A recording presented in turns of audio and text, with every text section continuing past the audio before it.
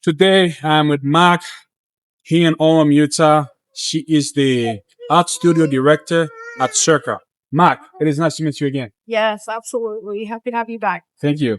So tell me your story. How did you get involved on become the host of Craft Show?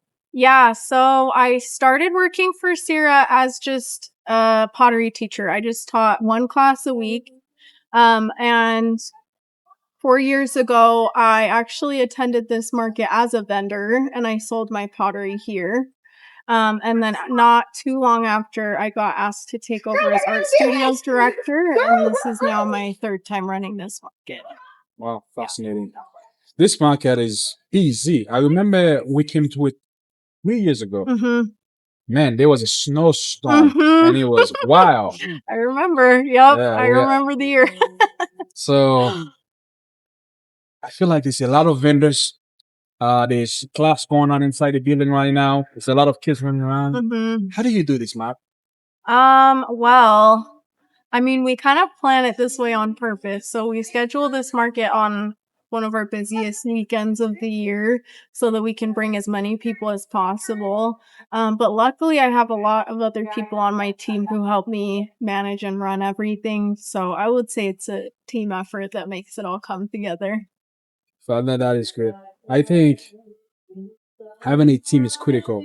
And one of the biggest criticism I hear is sometimes some market are not well organized.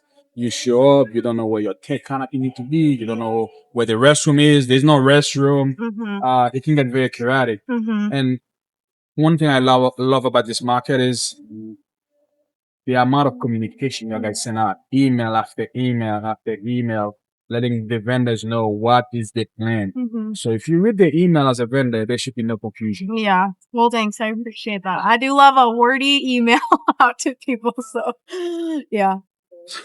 Because of that, Uh-huh. it is getting competitive to get into this market Mm-hmm. because you can only allow so many vendors. Mm-hmm. How do you think that? I like to bring back people who we've worked with before and we know are good, reliable vendors like you and Cassie. Um, Otherwise, I try to bring in a good variety of vendors. Like, we don't want too many people selling the same thing because it kind of makes everyone's sales suffer if that happens.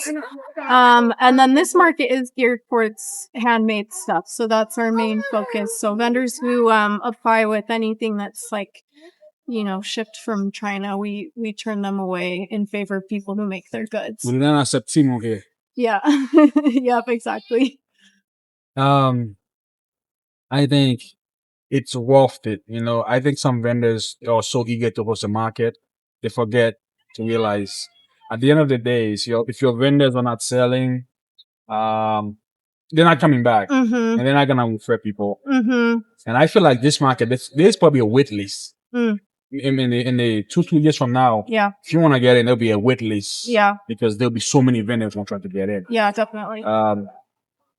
I know sometime some hosts they do a class to teach vendor. This is how you should set up your booth. Mm. This is how I don't know if you talk to your customer. Mm-hmm. Have you guys ever think of hosting a 1 day class or maybe a couple hours class for the vendors to teach them basic stuff?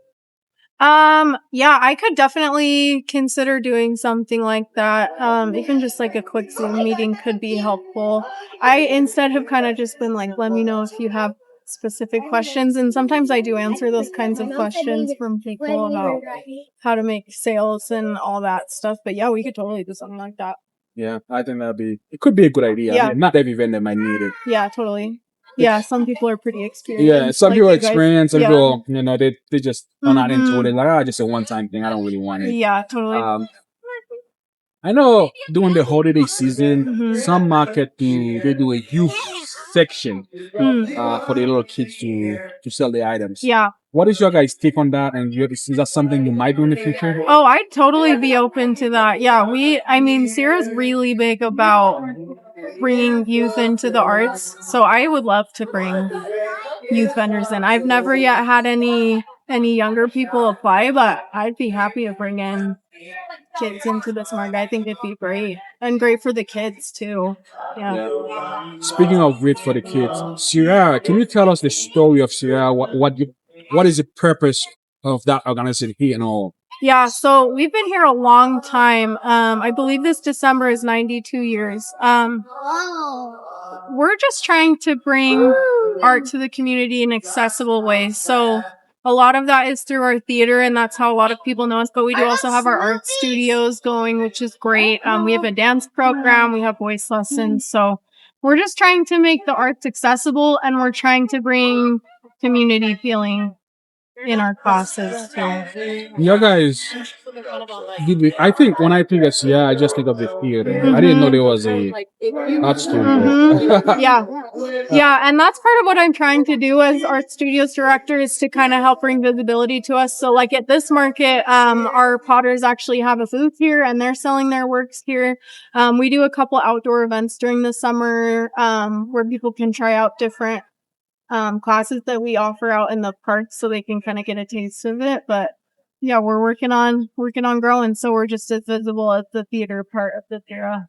That's good. I hope it continues to grow. Yeah. I know when dealing with so many vendors, all of them have different expectation. I know some hosts do not like when vendors go home early. And if they go home early, sometimes they find them or they'll not let them back. Yeah. What is your policy on that? You know, that snowstorm year, when people just kind of closed their tents and like left early for the night, I don't blame people. No one's going to be out anyways. I do think, you know, if there's good weather, no reason to be leaving early, then yeah, if people leave early, I might not let them back just because I turn a lot of people away who would be willing to stay for the whole time. So I'd like to, you know, it's like we advertise those hours and I want to make sure that if people come, there's actually places to shop and people haven't shut down early. Absolutely. What are some lessons you think vendors should know? I think the biggest thing with selling handmade goods is that a lot of times people purchase because of the human connection part of it, right? Like you can go on Temu and buy a really cheap candle or a really cheap mug, but what we offer as crafters is the human connection and the person behind the craft.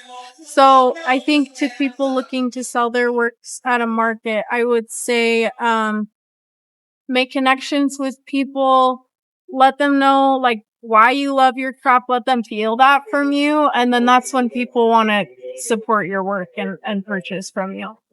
Totally. I think sometimes some vendors are very good. They're crafty at the product. And I think there's a disconnect. They don't realize when they go to the market, they're businesswoman, businessman. They have to sell.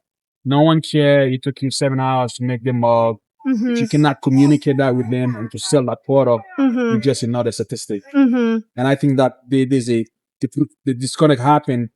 I think they think I'm a professional. I have 20 years of pottery making. Therefore, you should buy my product. They don't realize they regulate your working. They don't care. You just ignore that. And I think that's the confusion you have it sometimes. Yeah, totally. Yep. What's the future? I don't know. I really like working in event planning. It's a lot of work, but like this is the rewarding part is when people get to come together and have a shared community experience. I'll still be making pottery forever, I'm sure, because that's my other passion. And then, yeah, I really do love working in a community setting. I think it's really important to have that. So I try to bring that to all my classes that I teach as well.